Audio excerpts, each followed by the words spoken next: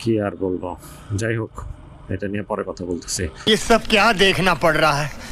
अच्छा है मैं अंधा हूँ। এই আপনাকে মতো কিছু কুলাঙ্গারের জন্য আমাদের মনে করেন যে বদনাম হয়। এত কষ্ট পাইছি। ও বাবা, 4 জন। বাইকটা খুব ভালো পারফরমেন্স দিচ্ছে। অন টেস্ট বাইক ফুটপাথ দিয়ে উঠাই দিছে। ওর আর লাইফের কি টেস্ট বাকি আছে বলেন? ওর টেস্ট এই জায়গায় শেষ। সামনে মিন্টু রোড, ডিবি অফিসের কার্যালয়, মানে এত ভিআইপি একটা জায়গা, অথচ सज्जन को क्या तकलीफ है भाई?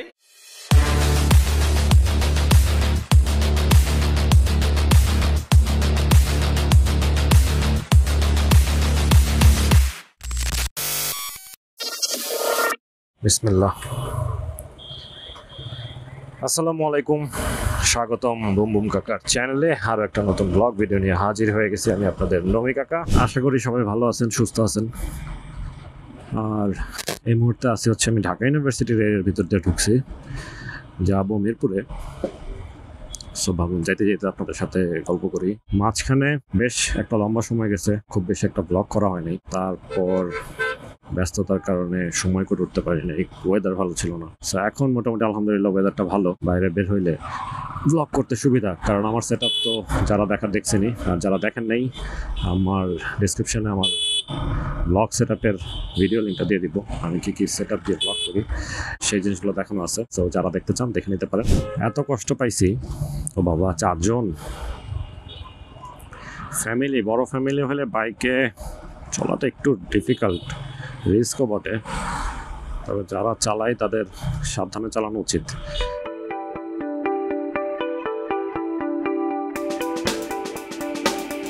ঘটনা হলো যে রাস্তাঘাটে ভাই, মেইন রোড দিয়ে যখন অটো চলে, দেখেন বলতে না বলতে এই যে সামনে হাজির। এই যে দেখেন অবস্থা এদের। ভাই কি হবে ভাই? এখন করে তো সময় কয়টা? আড়াইটার সময় যদি এরকম জ্যাম থাকে, তাহলে সকালবেলা যখন অফিস আওয়ার চলে আর দুপুরবেলা বা বিকালের দিকে যারা অফিস থেকে বের হয়, একটাবার বুঝেন রাস্তায় কি অবস্থা চলতেছে। বাবা রে বাবা। যাক, এদিকে মোটামুটি একটু লেন করা আছে। কিছু রাস্তায় তো যেভাবে পারতেছে যাইতেছে। আর এই যে অটোগুলো তো এখন মেইন রোডে চলে, বারবার বলতেছে অটোর কথা। মানে আগে তো বলতাম সিএনজির কথা, এখন ভাই অটোরে বেশি ভয় লাগে। যাক, দেখি লেন ধরে কতক্ষণ আগাইতে পারি, তারপরে বাকি কথা বলতেছি। আস্তে আস্তে আগাই। এই মাথা একটা ঢুকাইয়া দিছে। খুব বাজে অভ্যাস। না এরা ভাই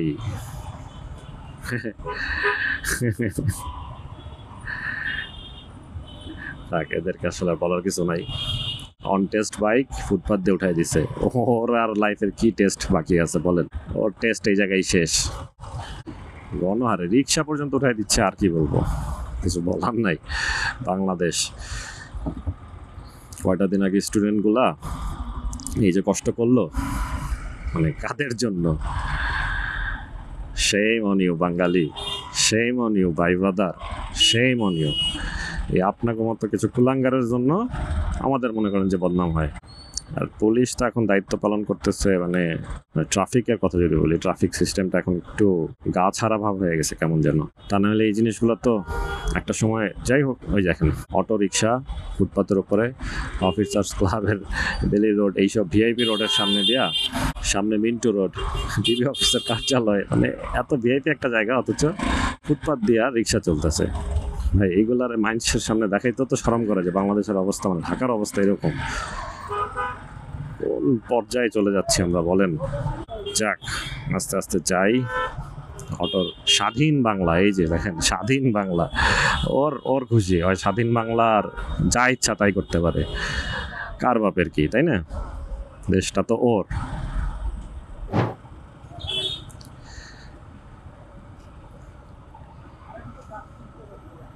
শাবাশ।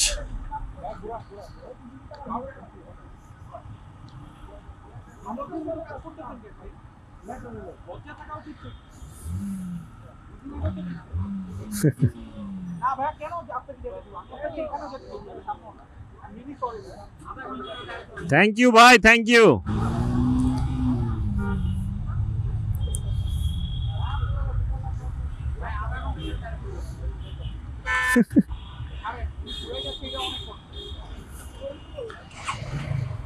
যাক, একজন আবার বলল উনি ঘুরে যাচ্ছে এটাই কষ্ট, মানে এতটুকু যে বুঝতে পারছে এটা ভালো। আর লজ্জা হওয়া উচিত ভাই, এইসব জিনিসে যদি আপনাদের মানে লজ্জা না হয় তারপরেও ভাই আর কি বলবো,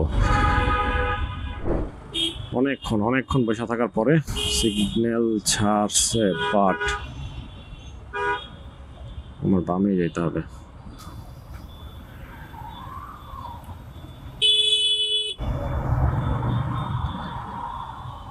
এছাড়া উপায় নেই। কাকরাইলের পর থেকে এই রোডটাতে মানে মগবাজার আসার যে রোডটা, এই রোডটাতে আস্তে আস্তে হেভি একটা জ্যাম পড়ে। এটার মূল একটা কারণ হচ্ছে যে সিএনজি স্টেশনটা একদম কোনায়, মগবাজার স্টপের একটু আগেই কর্নারে বিশাল বড় একটা স্টেশন, সিএনজি স্টেশন, আর প্রচুর গাড়ি আসে। সো ওইগুলোর সিরিয়াল রাখতে রাখতে অর্ধেক রাস্তা মনে করেন যে ব্লক হয়ে যায়। এই গাড়ির চাপটা পরে এই রাস্তায় এসে, যাই হোক আমি তো যাবো এখন আজকে উপর দিয়া, আশা করি উপরটা ফাঁকাই পাবো। সিগন্যাল ছাড়লো আর রাস্তা পারাপার শুরু হলো। কেন ভাই, জেব্রা ক্রসিং আছে, সিগন্যালটা দিলে তারপর রাস্তাটা পারবেন না। কারো একজনের হেলমেট পরে গেছে, সে ওটা রেখেই চলে গেছে। ও এই যে এই ভাই ব্রেক দিছে। তাইলে আমি সবসময় রাস্তায় চলাচল করলে এই যে ফাঁকা রাস্তা এরকম প্রেফার করি বেশি। এইসব রাস্তায় মনে করেন যে একটু রিল্যাক্সে বাইক চালানো যায়, খুব বেশি স্পিডও দরকার হচ্ছে না আমার, জ্যামে বসে থাকার সেই ঝামেলাটাও পয়তে হচ্ছে না। বারবার ব্রেক ধরো, ক্লাস ধরো, গরম, সব কিছু মিলে আলহামদুলিল্লাহ বাইকটাও খুব ভালো পারফরমেন্স দিচ্ছে। তুমি কেন আসলা? আমরা তো যাচ্ছিলাম। আমি বামের রাস্তাটা দিয়ে চলে যাই। এই রাস্তাটা হচ্ছে তেজগাঁয়ের ভিতরে একটা রাস্তা, ফুয়েল স্টেশনের নামটা ভুলে গেছি, মানে ফ্লাইওভার থেকে নামলে হাতের বাম দিকে অনেক বাইকার আছে, যারা মহাখালীর দিকে যেতে চান তারা এই রাস্তাটা চুজ করতে পারেন। সুন্দর একটা রাস্তা, জ্যাম থাকে না।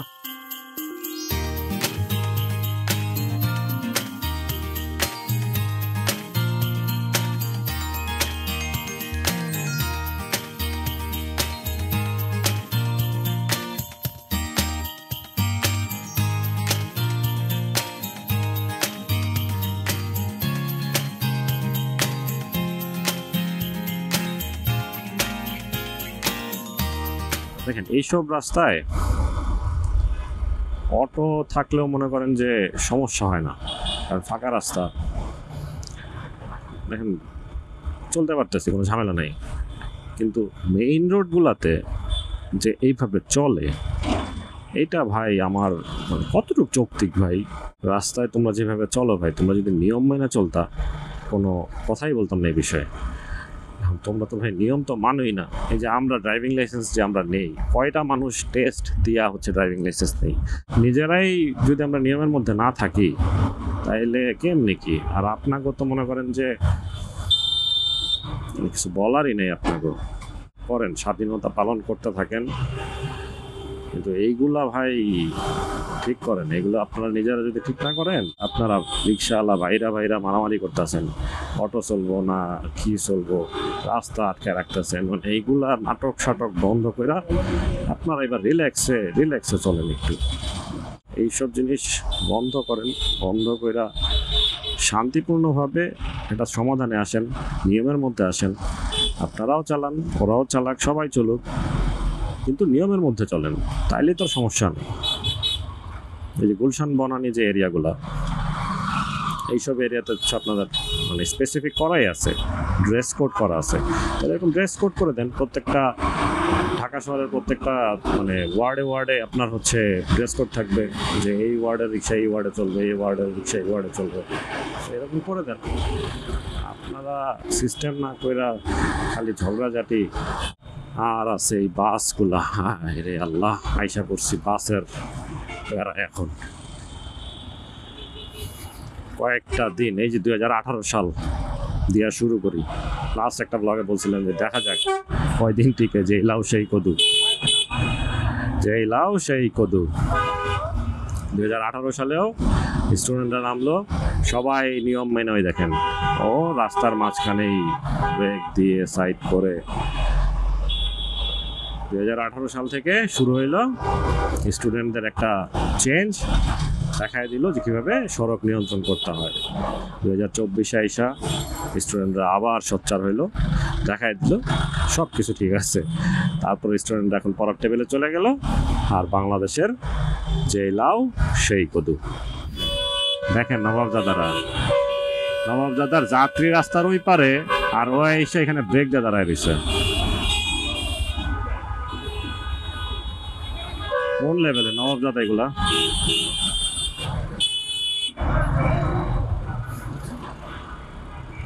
এগুলোর কি কমে এখন আমি যদি দাঁড়ায় ওর লাগে ঝগড়া করি, এই যে পিসের গাড়িগুলোর তো আবার ডিস্টার্ব, এই কারণে ওর সাথে আর কথাই বলার মনে করেন যে সময় নষ্ট করার কোনো মানে হয় না এগুলোর সাথে কথা বললে।